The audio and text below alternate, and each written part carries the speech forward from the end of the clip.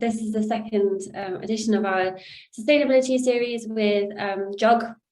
So I'm Holly, founder and skipper of Clean Sailors, a not-for-profit all about mobilising our global sailing and marine community around cleaner, healthier oceans. We have got two guests today who are joining me for this topic on cleaning our boats and the issue with anti-foul. I'd like to introduce Fraser from EcoWorks Marine, who hopefully many of you will know the product already, and he'll be doing a little bit of a presentation shortly, and also Sam Mason from Finsulate to help us navigate the issue and opportunity with anti-foul. So just a bit of a recap of Clean Sailors first, and like I said, we'll talk about better ways of keeping our boats clean and also better opportunities for anti-foul, and as usual open up for a little bit of a Q&A should you have any questions. Two incredibly interesting topics, two of my favourites, selfishly. So just a whistle-stop tour again through Clean Sailors and perhaps some of the stuff that we've been up to over the summer. We're 2 years old, have a global team now and growing, but essentially we are sailors who love the sea, and we're just founded on the premise, a team of volunteers, all as not-for-profit, of sailors who have an opportunity to help encourage and inspire other sailors around the world, other seafarers, mariners, and hopefully a much broader community on doing things a little bit differently and helping to positively disrupt our wonderful marine industry. We have got a global team, so in 2 years we've fortunately developed a few bigger crew from all over the world. So we've got the US, Switzerland, Germany, South Africa, France, Italy, and the Netherlands, etc., etc. So we're very fortunate to have can be able to sort of utilize the skills and experience of a real variety of sailors, from CJ, for example, she's 18, she's on the Sail GP US team, to Marta, who sails around Italy teaching school children around biodiversity of our oceans, all the way up to clipper racers, offshore sailors, Paralympians, and importantly, dinghy sailors as well, the next generation of our sailing community more broadly. And our purpose really is, as I mentioned, founded in setting the new standard of sailor and sailing for cleaner seas. It's about mobilising all of us as sailors as active ocean ambassadors. And why? As we mentioned last time, but incredibly importantly, the ocean is our pleasure and our pastime, and all of us gathered here, particularly as joggers and offshore sailors, it really is. I mean, for many of us, certainly all of us who are speaking and discussing today, that it's also our profession. So we really have a responsibility to protect not just the seas that we sail, but also that environmental resource which we use on a daily basis. And we are really natural ambassadors for a cleaner, healthier future. We're really at the forefront of utilising the most incredible ecosystem on our planet. So who better else to stand up and look at things and do things a little bit differently? We just need to make some pretty big, but still some changes. And the whole point of these sessions is really to help us have an open conversation about some of the ways in which we can do that. Again, why? Well, we see the sea, being out on the water, using our coastline. There's a myriad of ways in which even us as sailors and boat users impact our oceans. And obviously there's a bigger marine industry behind us and shipping industry, where a lot of stuff falls into the ocean. Obviously microplastics enter our seas from a variety of different sources, from our cleaning products, importantly, hence the topic today, through our anti-foul, equally as importantly, and obviously through land-based activities such as littering and just sort of chemical use, and even our cosmetics or otherwise, our clothes contribute a huge ton of microplastics, as an example, to our waters every year. Plus you've got our grey water, plus you've got our black water, plus you've got fueling and oil spills from boats large and small. So we really have an impact ourselves, and we firsthand, being by the water, can often see it. These are just two examples. And I really like the picture on the left because it is really beautiful and the water is stunning, but it does remind you that there are literally centimetres of GRP or FRP or wood, depending on what your boat is made of, that separates us from the ocean. You're right next to it. You couldn't get closer, really, unless you were submerged yourself. So it's a beautiful picture, but a very poignant reminder that we are sitting really within nature, and therefore our impact is so direct, unless we be a bit more mindful about how we go about sailing and boating. And on the right hand side is actually just a picture of your sort of average, I say average marina, but you can see just the slick on the water. And ironically, this isn't oil. This is grey water and black water residue. So when we're pumping out our bilges, our drains, any kind of cleaning products that we've used on board, or even on our decks, ultimately ends up in our waters. So appreciating marinas also one places where it becomes increasingly evident, where all these kind of pollutants collect quite easily.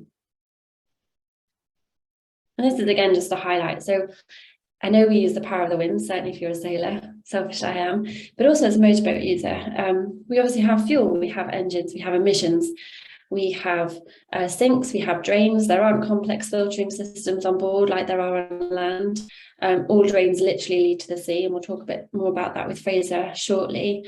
But also the products that make our boats and make our sails are all made, manufactured, and come to end of life at some point. So there's a host of opportunities that we can navigate collectively as to how we can make ourselves a bit more clean and environmentally minded when we're actively sailing or thinking about using boats or motorboats as well. Obviously, Why Clean Sailors is here, so we'll help you through all of these over time. And also ourselves, right, because this landscape is changing fantastically. And obviously new boats are developing, and new methods of propulsion, such as electric, again, aren't without their issues. So it remains quite controversial, but also an incredibly exciting opportunity at the moment to do things a little bit differently. We have 4 projects. Clean Sailors, as you know, is us. And we've got our global team, as I showed you, in terms of mobilising, inspiring and educating our sailing community. We also work with marinas. We've got over 35 marinas who joined us to commit to slightly different standards, whether it's with pump out facilities or active litter reduction, pollution reduction in their waters. There's a whole host of bits and pieces that marinas can do to help us as sailors and boat owners do things differently, because setting up Clean Sailors, we realised that so many sailors said, well, we really want to be clean, but there is nothing in our marina that helps us do that. There is no recycling bins. Feels very simple and basic now, but still in so much of the world, recycling logistics remains a massive opportunity. Importantly, there's no hazardous waste bins. So when you've got batteries and contaminated coolant or old diesel, there's nowhere to get rid of it, no one to help you out with it. And it goes all the way up to being able to buy better products from your marina, looking at Fraser, because it's an initiative that increasingly marinas are doing, and we're really excited to be working with them, again, to help us boat owners and sailors and boat users access just better methods more easily and more quickly. We also have a Clean Sailors youth racing team. So as I mentioned, we've obviously got a crew of offshore sailors, Paralympians, professional sailors, and also dinghy sailors as well. So our racing team is 4 under 25 sailors who are doing the most exciting new circuit in the world in the name of cleaner oceans. So that's about us mobilising our next generation of sailors going forward. And resale, as I hinted at, we've obviously got our boats are made of a variety of products and components. So what happens when they get to the end of their life? Resale is a platform where we started to actively encourage globally and facilitate boat owners and sailors to be able to reuse, recycle, and for other projects to reuse and recycle boat bits. So we've got a global network of projects that, for example, need sails to create something new and exciting with them. So we started with sails as a relatively easy and prevalent source, but we'll be expanding that a little bit further. So if you have got old sails by the end of the season that you need to get rid of, please look at resale as opposed to putting them into landfill, because as you know, they too are big sheets of plastic and loads of other things. And really, it's an incredible material that can be used for a whole bunch of stuff after we as sailors have finished with them. We've actually also just launched the world's first recyclable Optimist. So I wonder how many of you started in the Optimist as your first ever sailing boat. I did, and it was awful. I had the worst time, I can't tell you. In fact, put me on sailing. It was a very cold November day in the middle of a Derbyshire reservoir. It smelled awful. I was wet, I was cold, and had no clue what I was doing.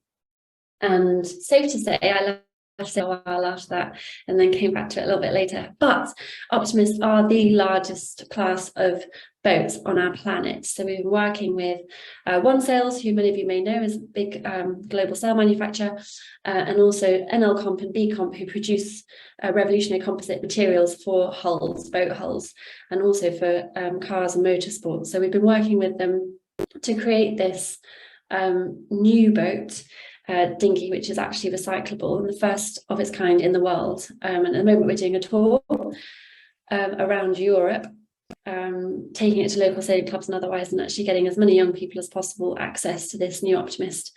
And we'll be rolling that out to sailing clubs around the world next year, and with more to come.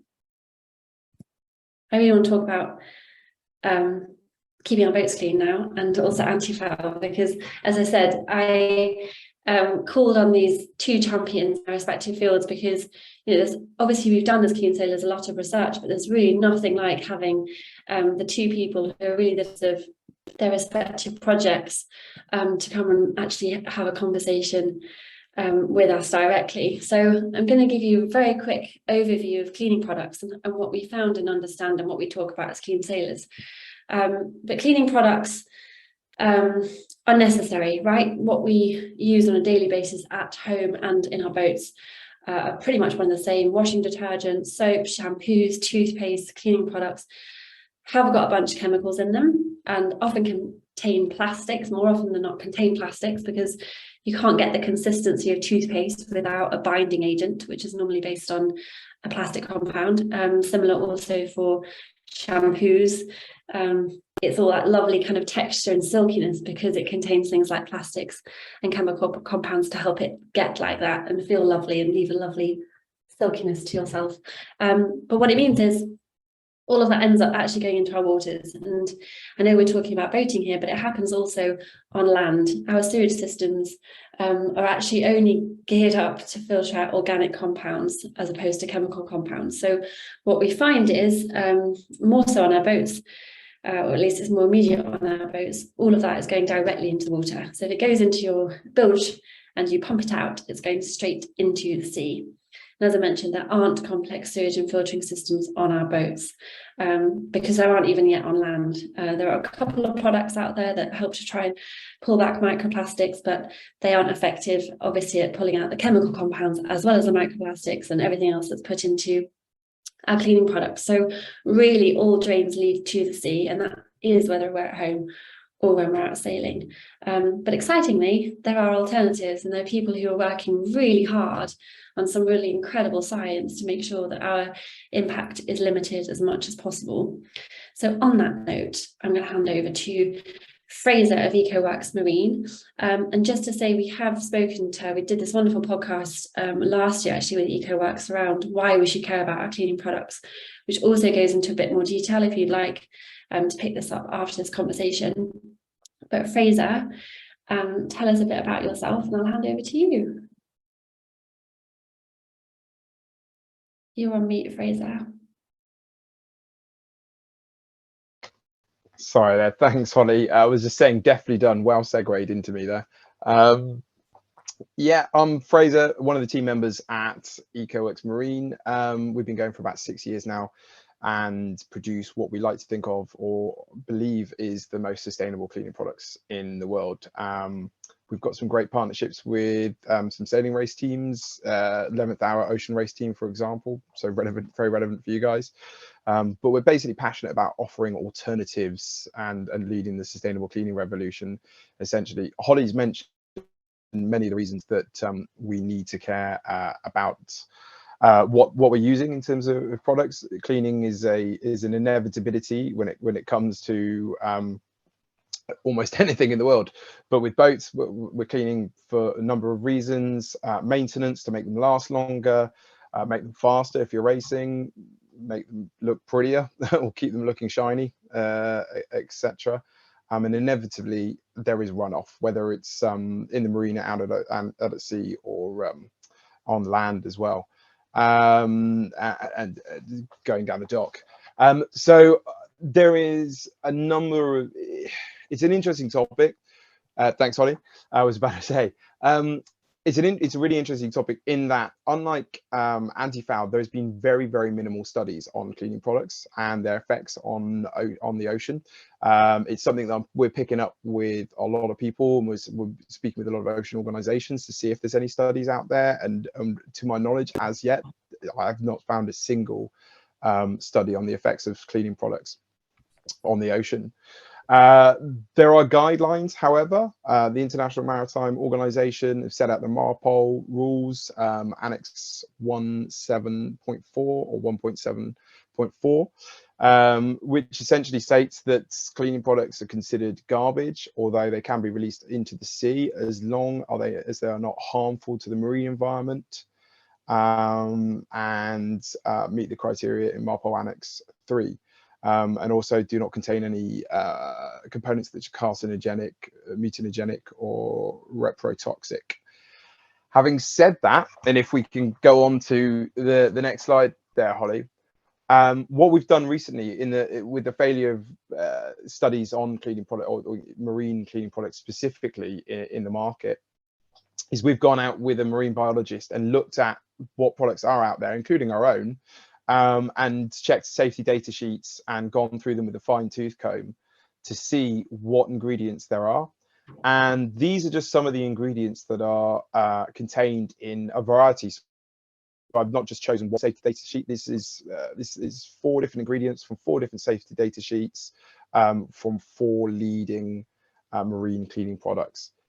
Each one of those cleaning products contained at least 2 ingredients in there that were considered either very harmful or chronically harmful or acutely harmful to aquatic life, despite the fact that the MARPOL rules clearly state that nothing should be toxic to aquatic life that is thrown into the sea. Inevitably, all these products will end up in the sea, and there's very little we can do about it, quite frankly. I would add that none of our cleaning products contain any of these ingredients on there, or any of the other ingredients that are considered toxic to marine life. Not only that, but we're constantly looking at the latest data and the latest research to see if there is, in fact, more studies coming out that have shown ingredients that we do have on our products that later turn out to be toxic. We'd be committed to eliminating them from our products as soon as humanly possible, essentially. So yeah, I mean, that's us in a nutshell. We're essentially going beyond, actually, to add, going beyond that, we've talked about plastics briefly. We also pioneered within the industry the use of recycled plastics as well, to the point where we actually, this was back in 2017 or 2016, went to our manufacturer and insisted that they started using, or a bottling company, that they started using recycled plastics, and we got their entire factory to change over to recycled plastics. And then so using constants, and further to that, encouraging refill stations either on board on some of the super yachts that we work with, or in chandleries as well. So to give you a really like small example of that, if you were to use 20 liters of refill from a 20-liter container, there's essentially 20 bottles you're saving, 20 plastic bottles that you're saving. We can go one step further. Our yacht wash can be diluted 1 to 200. So, and then within a refill container of 20 liters, the savings on plastics is exponential in that regard. And I'm not saying that we're perfect, and I always say this because there are always ways that we can strive to be better, but we are committed to constantly looking at it and opening ourselves up to criticism and kind of feedback, essentially, on that, and just trying to be as good as we can, essentially. But that's us in a nutshell. I'm happy to answer any questions at the end of the night. I just want to interrogate that bit further, Fraser, because I found it incredibly interesting, and obviously having used EcoWorks myself, is it doesn't come in a bottle that you just start using on your boat. It's really important this is concentrated. So the exciting thing, as Fraser mentioned, is that you're not buying something that's already diluted and have to buy 20 over the year, you're buying one which lasts for so long, because you add your own water. You need the tiniest bit to have genuinely a really positive cleaning experience. If anyone finds cleaning a positive experience, sorry Fraser, but I think that's, but it's a really important consideration. Having something that literally is 200 times concentrate of what you would buy in a, I don't know, bottle of Dettol is obviously saving the packaging over time, because you're it's lasting a hell of a lot longer. But you obviously it does last a lot longer. So certainly for longer passages and otherwise, you buy one bottle, it lasts for a long time. And I think that what I found most fascinating in sort of just learning about EcoX, our partnership, the last few years, is the actual composition, because it doesn't contain any of these ingredients. It's not burning the surfaces that it's used on. So it's not like a bleach. It doesn't, bleach is so destructive. If you accidentally, I don't know, chuck a towel or a t-shirt in with a load of bleach, you see what it does. I mean, it's quite profound. But Fraser, would you just go into a little bit about the actual mechanism by which EcoWorks works, and talk about the enzymes, right? Because it's not a burning, it's almost like a kind of dissolving effect. No, exactly. You're absolutely right. So I should mention this is the key differentiator essentially with EcoWorks. We use a clever mixture of bacteria and enzymes that essentially are eating away the dirt on the surfaces of the yacht. What that means is there's also an element of residual cleaning, and because these bacteria and enzymes are actually multiplying on the surface when you're washing. They're living organisms, very safe. Actually, a lot of them are very similar to things to bacteria and enzymes that we naturally have occurring on our skins anyway. So very safe for humans. And they essentially eat the dirt away, as Hollis was alluding to there. And there's an element of residual cleaning that comes in, because even after you wash down, there's a number of these bacteria and enzymes that sort of bury into crevices, very, very tiny hair fracture crevices, and continue to operate and work, especially with teat cleaning products, for example. Teat being wood, obviously you get a bit more cracks and crevices in there, even if they're minutiae. Essentially what that means is, because it's not burning the surface off, you're also prolonging the life of either your rib, your GRP, or your teak. And not only that, but it's being much safer for humans. There's a study out that found that if you are using bleach regularly, daily, on a daily basis, it's the equivalent of smoking 20 cigarettes.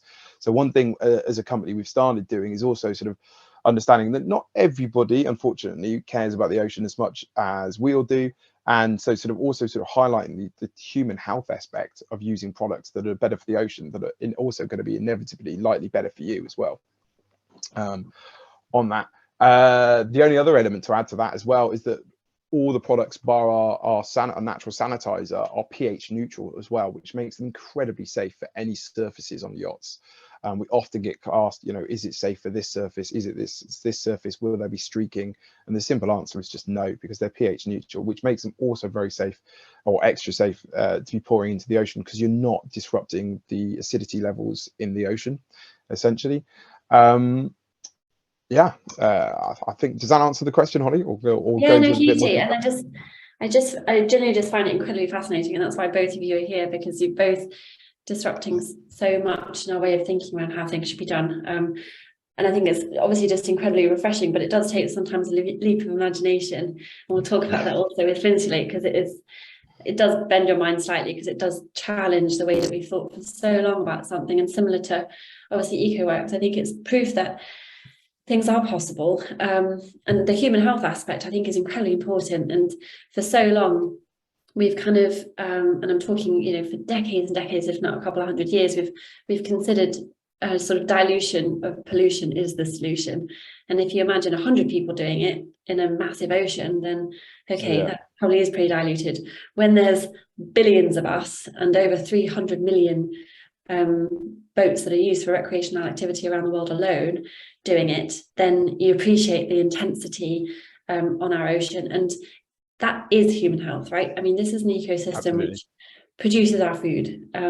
When Fraser's talking about obviously using the more eco-minded products and EcoWorks products on our boats and things, yes, it's better for us because we're not inhaling toxins or fumes or chemicals, and we're not smothering our interiors in something that actually is going to last and have an incredibly sometimes clean but quite potent smell.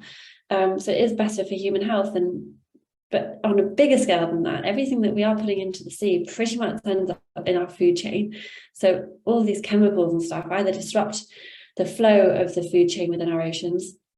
They cause reproduction issues, hormonal issues, a whole bunch of issues within our global food chain and our oceans. So directly, by using better products, you are obviously improving your own individual immediate health, or at least lessening your exposure to toxic components. But on a much bigger scale, at the very same time, we're actually having, contributing a little bit more positively to the much bigger picture. I can't stress that enough, and I think that's where the narrative over decades has perhaps struggled to get cut through with most of us, is because ocean out there feels so big, and so I live next to it, and you still sometimes feel quite other, but it really is our life support for our food as much as it is our air quality and otherwise. Super important. Thank you, Fraser. Always incredibly interesting, and the stress when you're next in your car or on your boat or sitting on a long watch, do stick on the podcast on the topic and also on the next topic, because it's really interesting to hear just how these products and thinking come about, and just kickstart a much broader conversation, help encourage other companies and scientists and inventors to think very differently as well. So it's very exciting. Thank you, Fraser. Thank you, Holly. Cheers. So we have hinted at the issue with Antifa, but as I mentioned, it's incredibly important for also us to look at the opportunities. And one thing that we've always promised ourselves, I think, Clean Sailors, is that we never highlight an issue without a solution or an opportunity. And there may not be one solution, there may be many, they may be imperfect, but progress and opening this conversation and being really transparent about it is the key thing. So as before, I'll just give a quick overview of what we found with Clean Sailors around antiviral and the way that we're using it. And then I'll hand over to Sam, who is our fin today guru, to give us a bit more information about how they as a company, as an invention, as a solution, and as disruptors are thinking about it quite differently. So by definition, traditional antifouls are toxic. And as you know, this is a particularly hairy boat in this picture, but it's important to just show you exactly what antifoul prevents. By definition, they are biocides, meaning they are intended to kill life. And the reason for that is obviously since the beginning of time, I mean, for literally 3,000 plus years, we've been applying substances to the hulls of our boats. Importantly, because it stops marine creatures, particularly worms, burrowing into the hulls, particularly where our boats are wooden. It also helps reduce drag. Obviously, if you've got a bottom as hairy as this one, forgive the phrasing of that, but just looking directly at this picture in context, it's obviously going to slow your boat down. So there's a couple of really important reasons why antifoul, or at least antifoul, needs to exist, if not biocide specifically. But importantly, we've been using antifoul paints for a very long time. Now, as I mentioned to you, paints, like our cleaning products and everything else, have got plastics inside them because there's something that needs to bind it together. And you know, paint is quite a thick and viscous substance. It's bound by a composite of plastics that basically give it that texture, keep it together. So paints are made of plastics. And as we're seeing, as I mentioned, there's 30 million boats plus worldwide used on an annual basis. And the vast majority of those, given the size of them and the use of them, use antifoul paint. And we're using annually about 100 million litres of antifoul paint. So it's incredibly prevalent. I mean, it's one of the biggest consumptions of anything in our global marine and sailing industry. We're talking all the way up to massive ships as well. Anything that goes in the water for a sustained period of time has antifoul. Obviously not your paddleboard, but it's a big deal. But what this obviously means, putting the two together, or three together, they're toxic, traditional antifoul paints, because they contain chemicals that kill life. Whole point, you don't want life growing on your bottom. They are made of plastics because paint uses plastics to bind it together. We're consuming a hell of a lot of it worldwide, and what that's resulting in is a significant number of tons, up to 50,000 tons of paint, toxic plastic particles being released into our oceans every year. So it's kind of a big deal. And I think what's perhaps the most frustrating about this topic in some ways is that we didn't really know that. There's obviously a lot of anti-foul products, paint anti-foul products remaining on the market that have the name of metals in their actual brand names, which kind of gives you a clue of what it contains. And heavy metal content is incredibly damaging to our waters. Anything that's not from the ocean really kind of shouldn't be there. And obviously plastics and heavy metals and chemical compounds de facto are some of those things. So again, positive news. Despite this, I think it's very important to just show how big an opportunity this really is. But there are alternatives, and there are teams, companies, groups of vendors around the world who are working on incredibly different propositions. And Finsulate is a partner of Clean Sailors, naturally, on the very basis that they're thinking about this incredibly differently. And I have to say, knowing the team for a couple of years now, and again, having done this fantastic podcast, which was very early on in the Clean Sailors journey, but with Dr. Rick Brewer, who actually founded Finsulate and who invented this product, it really is slightly mind-blowing how it's kind of developed, and the premise by which they're using a very different kind of product to do the very, very same thing as a traditional anti-foul paint would be doing, which is effectively to keep as much off your hull as possible for as long as possible. But I'm not gonna do it as much justice as Sam, so I'm gonna hand over to Sam. Thank you. I'd say you've done a pretty good job, Holly. I'm not sure I need to say anything, but look, thanks very much for the opportunity to chat to you all. It really vindicates what Fraser and I are doing with our companies, that there's an audience who are passionate to find these solutions. And look, I know Holly's tried to sell it, but I know it's not a sexy side of sailing. You know, we're talking about cleaning and anti-foul. But it's part of the reason, I think, for so many years that these less than satisfactory solutions are being used. And as has been talked about and very clearly by Holly, it's a major issue with anti-fouling, as it is with cleaning products, because they're ending up in our ocean. You'd have seen a lot of news articles over the last few years with Attenborough's attention to microplastics in the sea. You know, in the Arctic, they were finding all the microplastics. The third biggest was paints. So it really is major, and it really is impacting our oceans. And so, yeah, I should introduce myself, sorry. I'm Sam Mason, I'm the Managing Director of Finsulate UK. So we're specifically serving the UK market, but Finsulate is a global brand. They've been going for about 7 or 8 years, and as Holly alluded to, working with Clean Sailors pretty much from the start of Clean Sailors existing, because they saw it as one of the few things they saw in the market that addressed this in a sustainable way. So I just want to talk to you a little bit about that sector. I think Holly's well explained the issue, and talking about how people are addressing it, and then more specifically about Finsulate, I suppose. So next slide would be great. Thanks, Holly.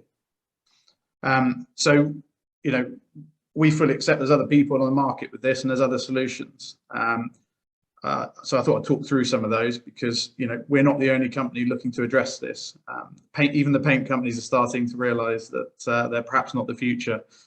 Every time new regulation comes out, the efficacy of these paints is reduced because they're telling them they can't use certain biocides. Now, they do tend to get away with a bit more than they should by having them in the binder and of the paints, or just changing the chemical formula, which isn't covered by regulation. So it's nowhere near as tight as it should be, certainly in the UK. Other countries are a lot better.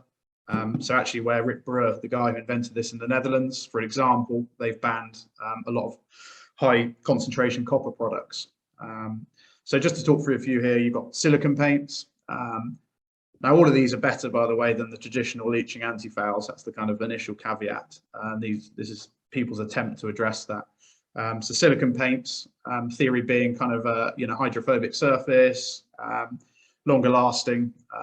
So, you know, a lot more positive than the usual leaching anti-foul. But you've still got silicone oils, and it's still a paint. So you're still talking about microplastics. It's just not as much over such a short period. You've got things like copper coat.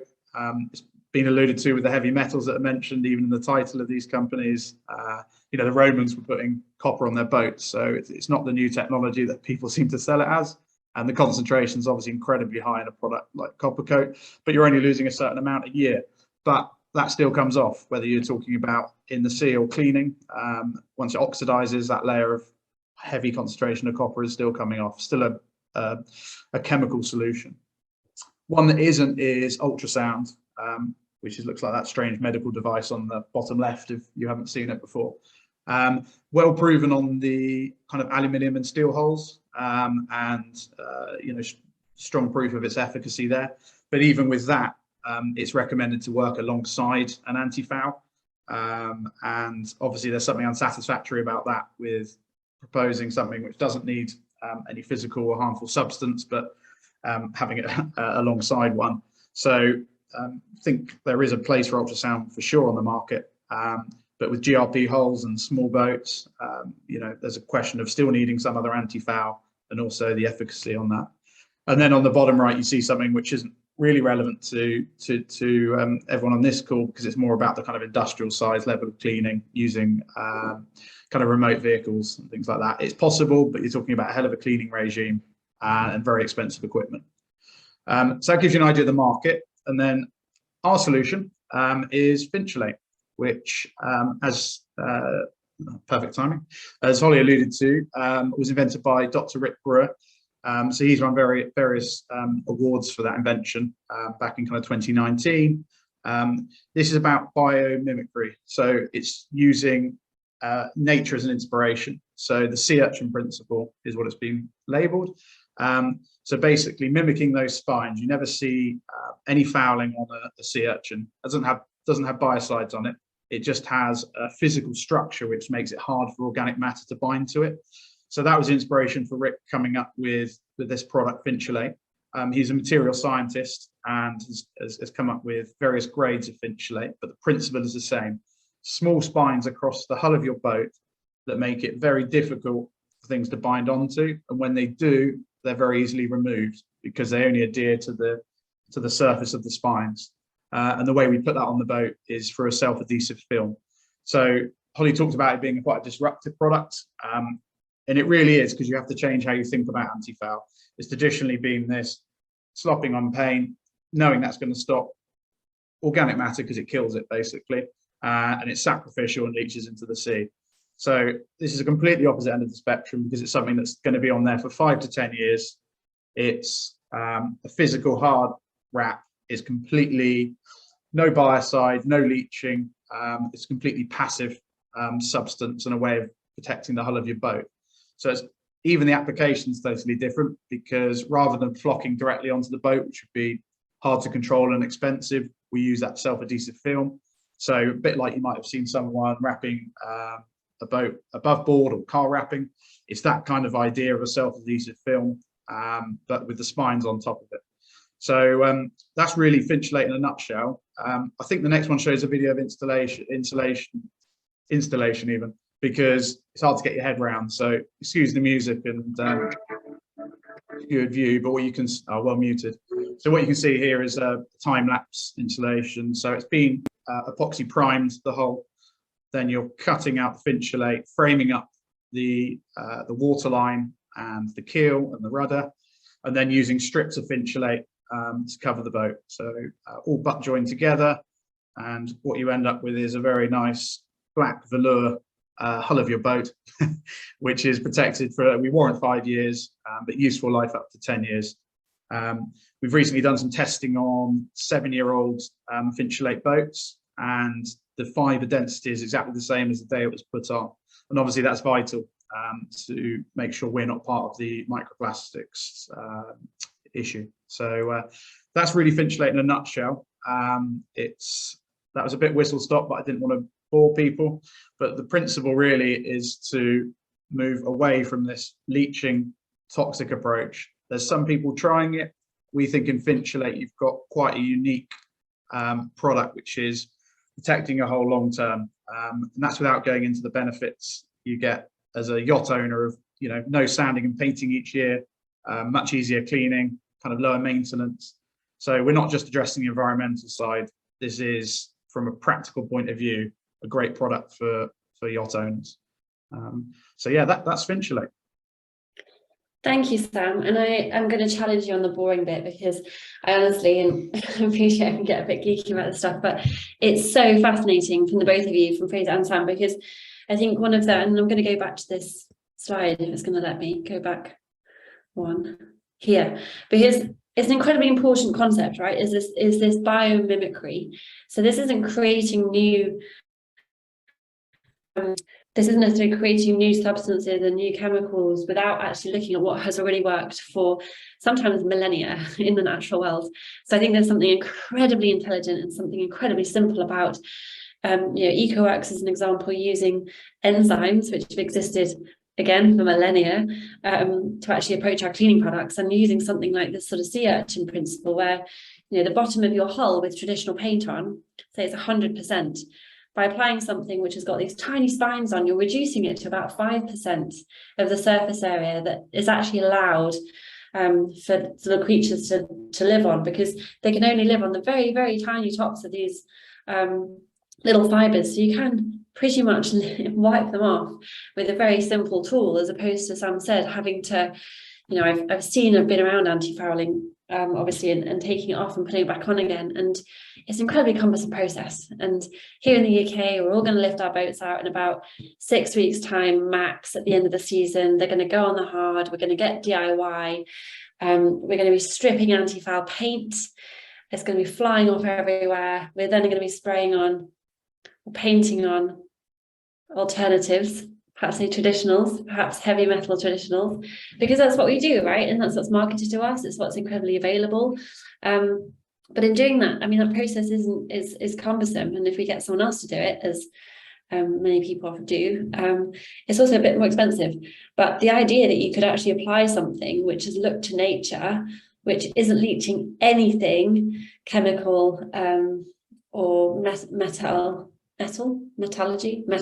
into our environment, and you don't have to do it every couple of years, is just, I mean, really was mind-blowing. And I think that's the thing that excited me the most about Fintilate, was because it was such a leap of the imagination, in my view, to something that was could have such a positive effect. And Sam pointed out, copper has been used on hulls of ships again for thousands of years, going back to very early seafarers. And when it was 50 boats or 100 boats in an armada, different story. We're talking about up to 30 million boats around the planet that are large enough to be using this product on their bottoms.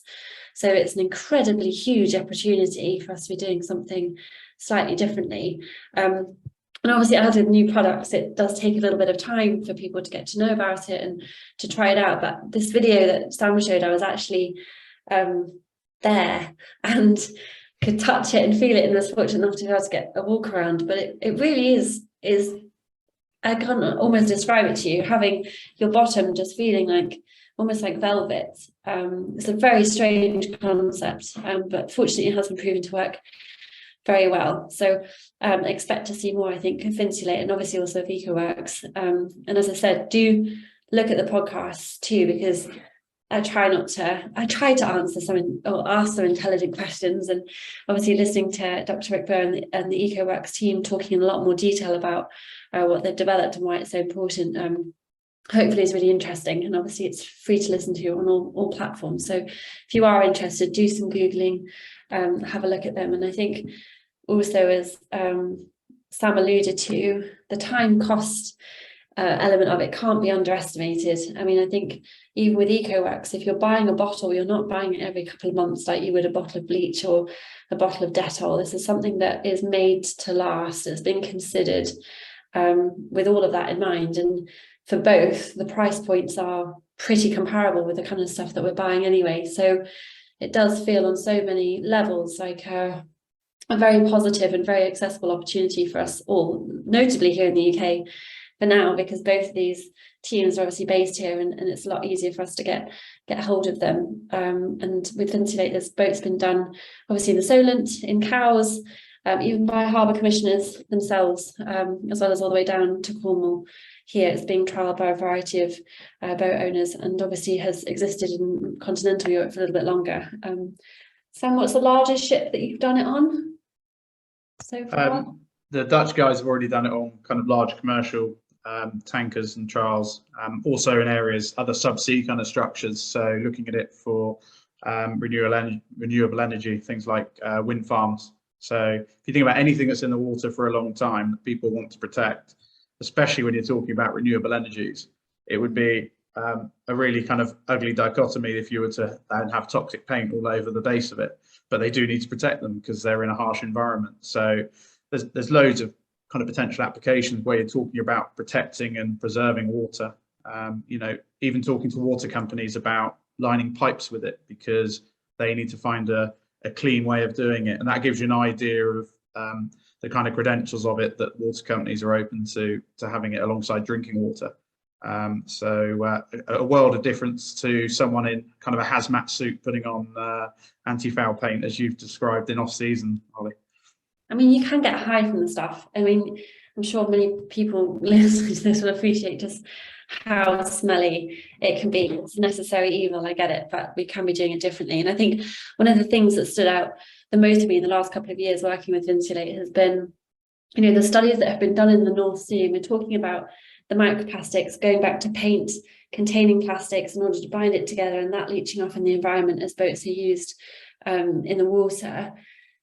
That ships in the North Sea and boats in the North Sea have been, which was the study area, have been shown to leave trails of microplastics the same way as aeroplanes leave trails of vapors in the sky. So it really is incredibly visible. Obviously, if you're a scientist, you'll be able to see it more than we obviously could with a naked eye sailing around. But this is a real thing. This is thousands and millions of boats around our planets literally moving through the water, shedding chemicals and shedding microplastics. And we know that it's necessary to have a clean bottom because we want to go fast and we want to protect our boats without question. But there has to be something differently done. I mean, there just has to be. And the same with cleaning products. We legitimately cannot expect to continue the way that we have been, because we know more now, and we've got great teams, we've got science actually backing this up more than we ever have in history. So now we're starting to really see the consequences, and we can really start making some changes to make much better, certainly cleaner, healthier waters, but obviously supporting innovation and better ways of thinking, because I think that's also what it comes down to, is disrupting our old ways. It's very important if we want to be having cleaner waters. I mean, imagine a world where we don't actually want to sail because the water's so gross. Just saying, it can happen. But on that note, I want to say a massive thank you also to Sam. And as I said, further learning, we do have a bunch of suggestions on clean sailors, and we do this because it's understanding why the sea is so important to us, and also understanding how we as humans impact it is incredibly important. But there's a whole bunch of film recommendations and book recommendations and podcast recommendations from a variety of different producers, authors, podcasters around the world. So take a look at that, and we can share the link with you afterwards. And also, as I mentioned, we have got our Clean Sailors podcast, picking that up again in the winter season, recording more episodes, but EcoWorks is on there, and also a conversation with Insulate. And we do obviously a ton of research and our own articles as well. So do take a look at the Clean Sailors website. I will, as always, hand over to you in order to give us any questions. What can we help you with, or what do you want to know? Thanks very much, guys. That was really good. Just for the JOG guys, if you've got a question, just stick it in the Q&A. But I got a few questions. So Sam, I was reading about Finsulate and about how it can, obviously, if it's on for 5 years, your boat's going to be lifted in and out, and it's going to be sitting in a cradle. So how does Finsulate cope with sort of sitting in a cradle, and is there any things to consider with that? Yeah, it's a good question. I think one of the negative things we have in regards to perception is that there's a few wraps that came onto the market that were incredibly delicate. So I'm thinking of a few that are essentially ways of putting silicone paints onto the hull of boats, but basically using the conduit as a adhesive wrap. Now, those were incredibly thin and flimsy. If you feel and see Finsulate, it's a pretty robust substance. You're talking about 5 mil thickness. It's incredibly robust in the straps. Absolutely no problem to do lifting with it. Obviously, sensible due care and attention, and it's very easy to patch if there was to be any incident, because they do happen. Because it's all butt joined together, you get a maintenance kit with any installation, very easy to patch a piece if you were to get damage, because, you know, it happens, you get slippage and there could be an issue, but it'd be very easy to resolve. Cool. And in terms of cleaning it, can you jet wash it, or should you be a bit more gentle with it?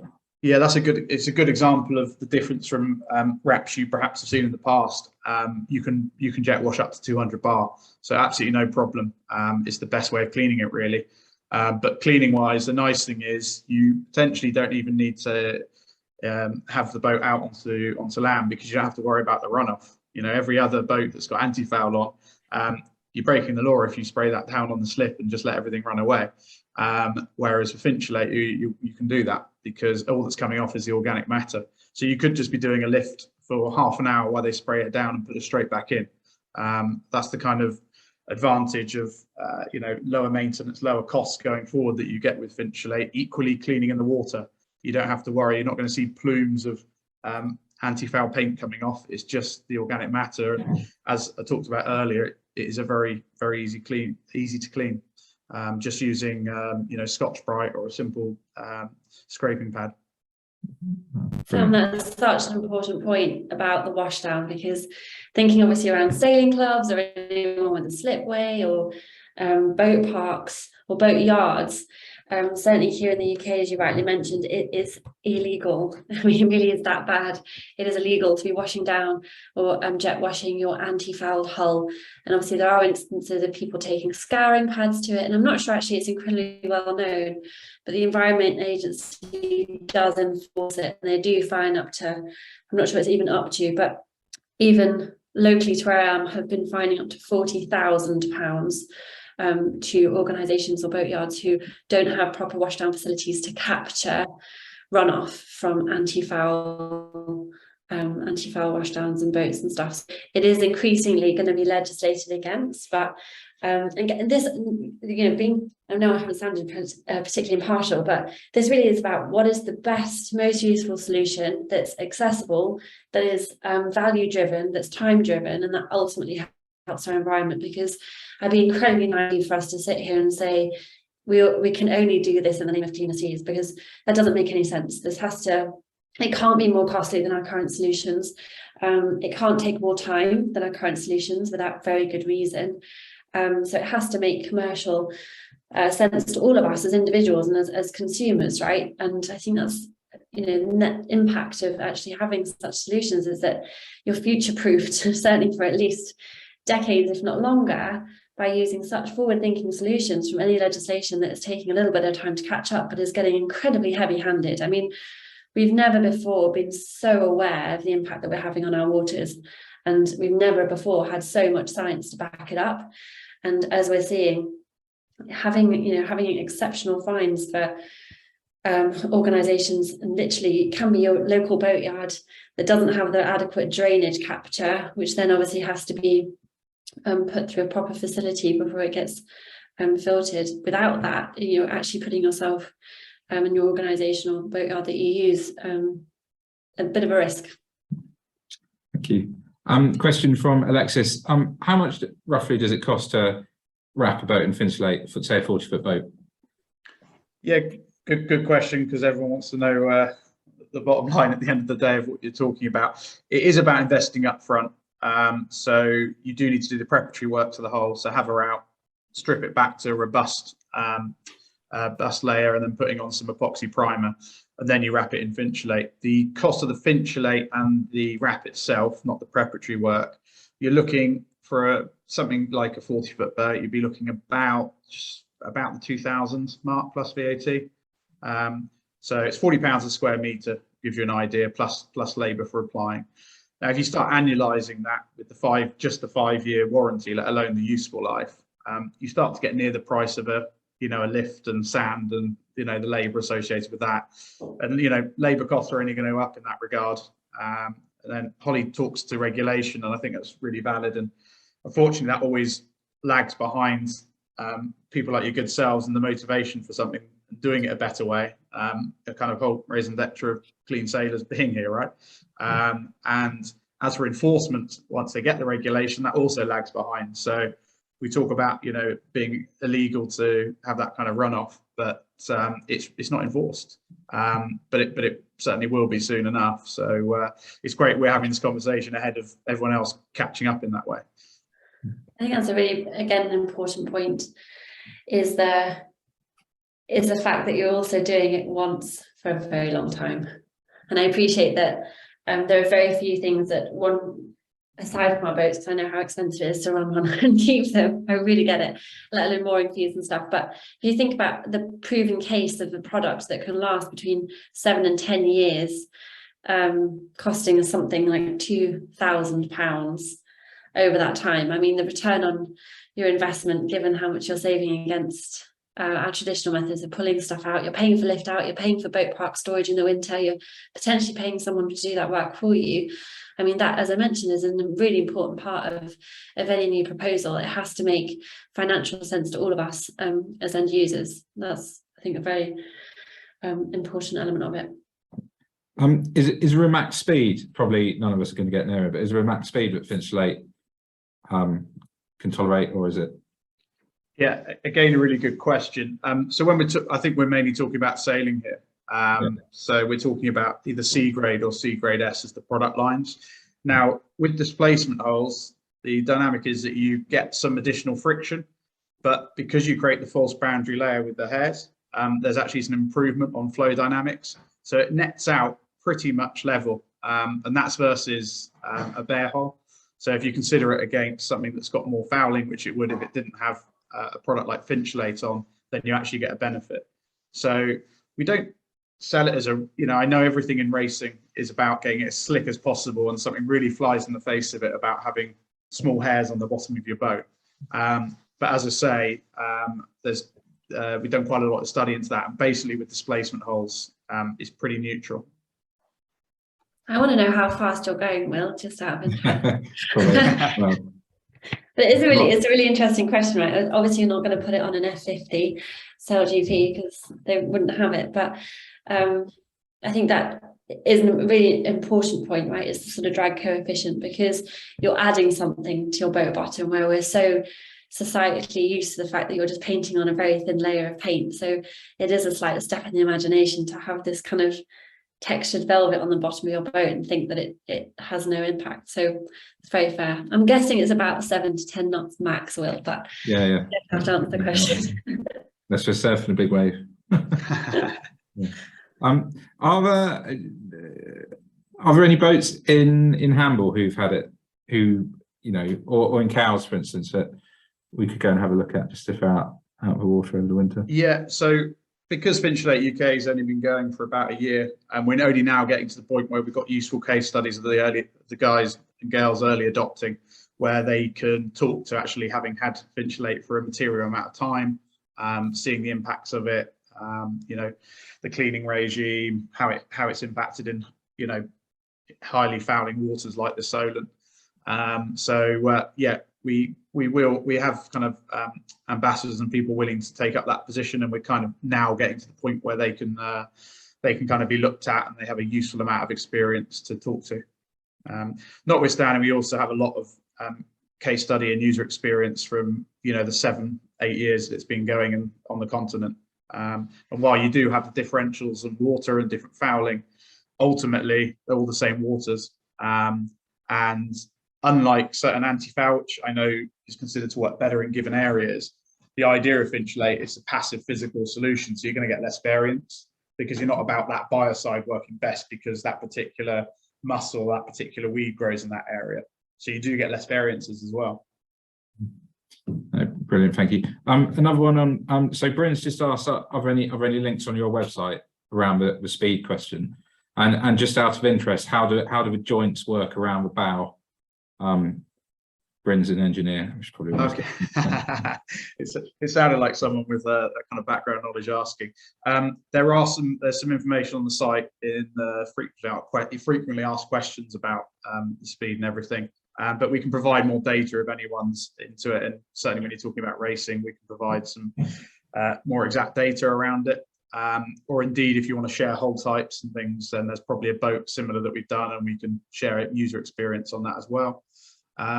With the joins, it's always installed the same way, that you kind of do it from frame it all up as you saw in the video and install back to front, and then you butt join everything together. So once it's installed, you can see where the joins are, but because of the density of the fibers and how you butt join it together, if you felt across the line, it's seamless because the hairs continue.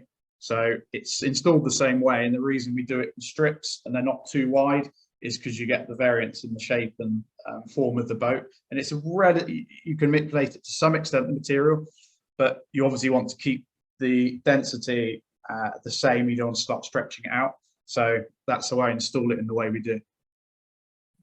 Brilliant, thank you. Just a quick question for Fraser. Saw on your website you've got like a goodie bag of all your products. What do you get in the goodie bag? I think we've got 2 on there, if I remember correctly. We've got like the essential kit, which is yacht wash, teak deck, degreaser, which is less relevant for sailboats unless you've got, but apart from your outboard that you're using. That's one of my favorite products, just as a side. And then you've got your full blown kit, which is basically everything you could ever need on a yacht to clean it, whether it's interior, exterior, and even some dishwashing soap and laundry detergent as well. And you can use it. I just want to point out, and obviously would have to do your own research, but being able to use this at home. Yeah, I use it at home a lot. That's my point. All my products, yeah, everything we have, I use at home. I even have, we've got a really good customer company called PR Systems down in Plymouth. They're great guys, specialize in electrics, and then have a charnery in the Mayflower as well. And the guy, Matt was telling me that he started using his degreaser on his oven as well. So he's currently using EcoWorks engine degreaser to clean his oven. So yeah, many uses for our products. What's he cooking? I don't yet. I'm not sure, but he tells me he does a fantastic job. So I think I'm going to try it as well. There's a group that I work with that I'm part of, sort of on the sort of environment committee, and some of the sailors are actually trying out EcoWorks just as another product, but they're using it at home, particularly for their children and their grandchildren, and on the basis that, particularly where you'll have seen over the years, just research getting better and better on the impact that household cleaning products have on the development of kids, not least asthma. They're saying that a lot of asthmatic cases of children actually comes from the cleaning products that we're using at home. Lots of sprays, lots of worried about the germs, vibes, and actually just going back to the point on human health, and I use it at home all purpose because I've got a lot of it, but it's actually a really viable opportunity for a lot of different use cases, and we're seeing that actually is going to be published with you. If you don't know yet, I'll email you afterwards in October, because it's really it's a really interesting point, and I meant something to say in terms of more for the marina and shipyard side of it. If any of you are involved in that, we've had feedback. So we work a little bit with boat folk, and we've had feedback. One of the reasons they absolutely love it is that it's basically eliminated any requirements for COSH. So it's really safe to store. It's non-hazmat. You could basically store it in an unlocked cupboard, and it's just cut down the health and safety. Like not the most sexiest thing, but it's just literally cut down the risk assessment massively, which they absolutely love. So it's just incredibly safe stuff for humans as well as aquatic life, and it just makes life easier. Quite frankly, and it essentially works. And to go back to the point of previous solutions, you're absolutely right. A lot of previous products, we battled for the first 3 years of our life to convince people that product actually worked, and we gave so much product away because essentially a lot of eco products were essentially watered down products, chemical products, and there's one particular one which you can almost see it in the safety data sheet, where the safety data sheets, their eco product versus their non-eco product, the hazardous chemicals are still present in both. So you kind of can catch them out a little bit, and it's just been watered down a little bit. So that's one thing. If you're looking for, so it's, you know, ways of spotting good products, read the safety data sheets. They should always be available on the website. They should always be, if they're not, they should be, by law, you can ask for them and they have to provide them. Ours are available to download on the website instantaneously, but also check the ingredients on the backs of the products as well. But the safety data sheets will tell you everything you need to know. Brilliant. Thank you very much. So we don't have any more questions. So if everyone's happy, we can wrap up there.